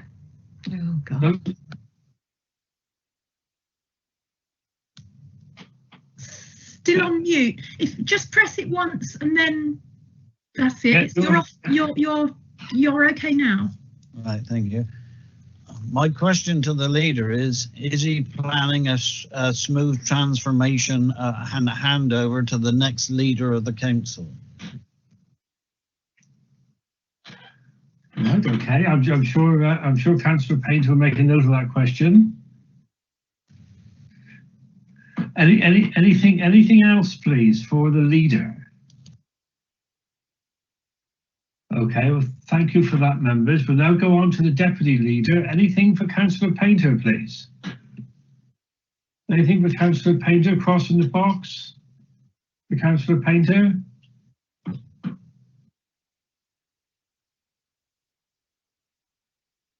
Okay, no one is indicating that they have a question for Adam.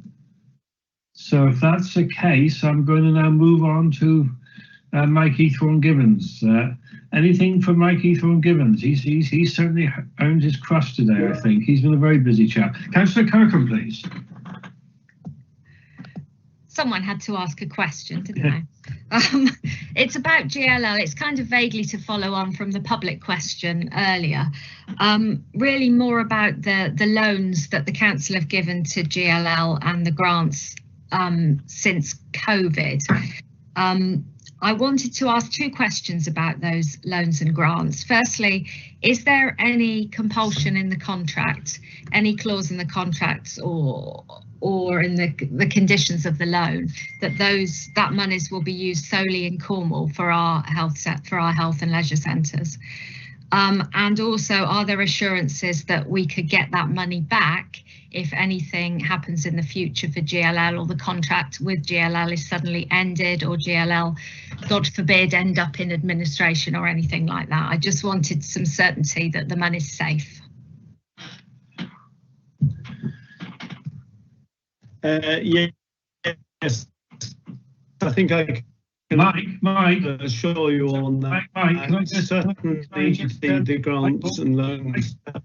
Can you hear me? No, Mike. Not very well. No, Mike, you come across a lot better if your camera is switched off, if you get my meaning.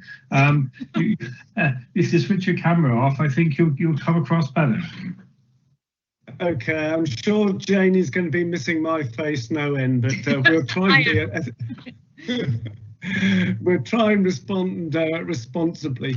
Certainly in terms of the loans and grants that have been given, it's certainly intended that those will be repaid. So I can reassure you on that. In terms of the leisure centres, certainly there is intent, as I said in my report, for there to be a strategic review of what we've got at the moment.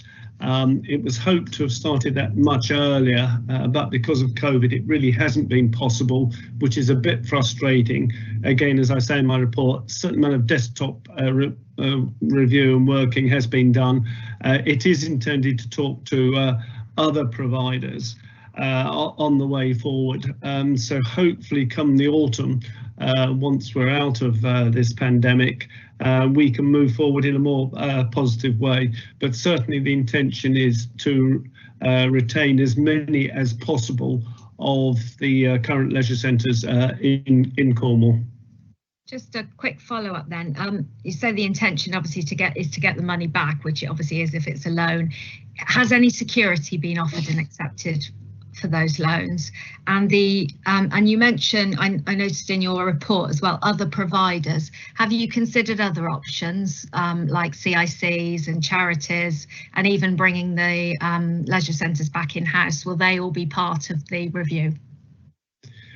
I haven't seen the latest terms of reference for that, but certainly I would hope that those points that you mentioned, Councillor Kirby, are included in that study, because it makes eminent sense.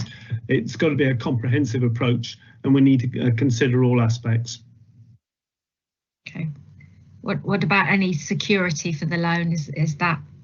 Do we have any security? Well, there is a legal agreement that they signed when this thing first started, and so clearly there is a risk that they could go belly up.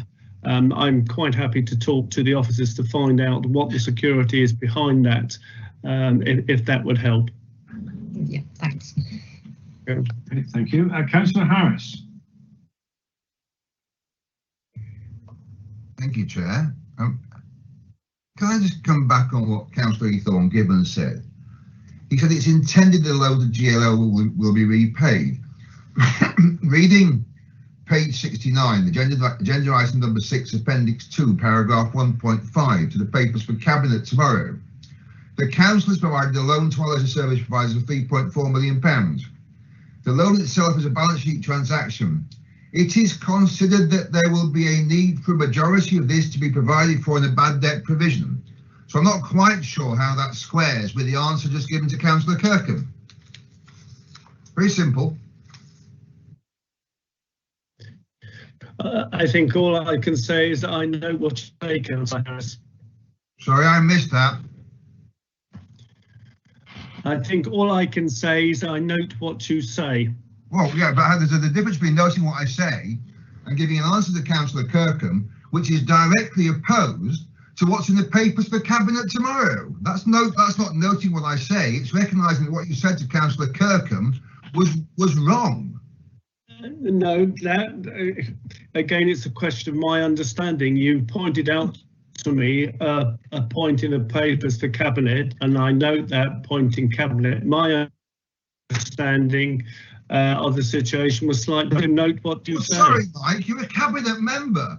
I can read these papers. I'm not a Cabinet member. Why on earth can't you read them? I do read the papers, Councillor Harris. Could I please finish? I do read the papers. I don't think the discussion is going to be able to go much further today. You've heard my response, and I think that's all I can say at the moment. Unbelievable, thank you.